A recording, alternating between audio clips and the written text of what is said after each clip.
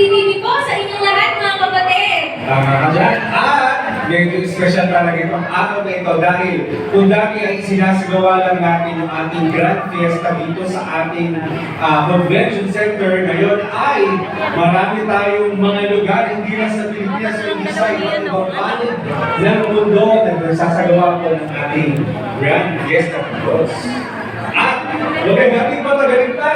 I-welcome na po natin ang ating mga kapatid Dali lang po, sa ating Sabi ko na po, tatanong Fiesta ako. ng Diyos! Bro, At syempre, isahan natin sa ating itong ginagawa. Gusto nila ng mga nakaraang mga magkasunod tayo sa likod mo. Meron tayong ginagawa. Sa pila na lang ay sa Hindi po BP na lang. nawawala every time na Pwede nga naman dun, sa likod ka na lang. Pero hindi mo bro, sabay dalawa sa atin. At alam natin, saan tayo lugar yan? Meron tayo syempre, di mawala.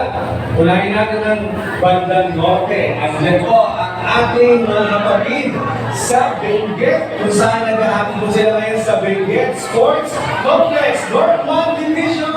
Hello po sa mga tiga-Benguet! Malamig po ba dyan? Kung malamig sa Benguet, ayan, nakita-kita naman natin.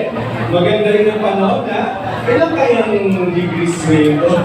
Ayan po nga, sayang-saya po yung ating mga kapatid sa Benguet. Hello po mga kapatid! Oh, pwede naman mag-parade, pwede naman Ito, mag-lakad. lakad na po kayo!